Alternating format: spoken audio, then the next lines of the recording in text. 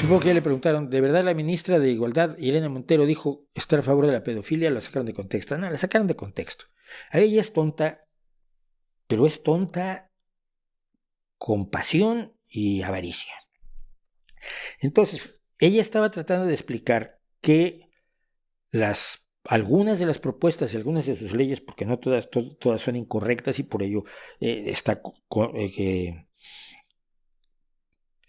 negociándolas con el Partido Socialista, tienen por objeto decirles a los niños y a las niñas que pueden tener relaciones con quien ellos decidan. Sí, pero no cuando son niños. Eso fue lo que no acabó de decir ella.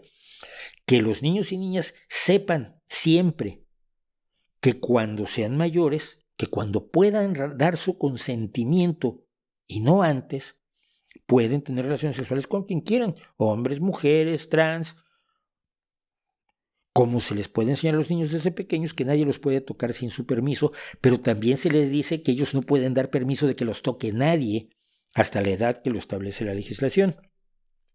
Entonces, ella lo expresó con la tontería que la caracteriza y la ultraderecha, sobre todo Vox, pues se agarró de eso con una facilidad enorme. Tú no puedes ser tan tonto como para centrarle a media altura sobre la mancha de penales sin portero a los enemigos.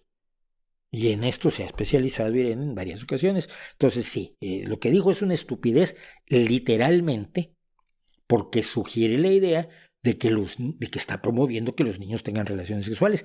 Pero no es así. Joder, estoy defendiendo a la ministra de Podemos, de la que la hallo absolutamente innecesaria y que no debería estar allí y que está cometiendo errores gravísimos.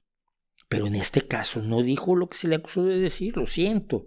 Estoy defendiendo a alguien que no creo que debiera estar en el gobierno, pero estando en el gobierno dijo una tontería literalmente, pero sabemos perfectamente que no lo quiso decir.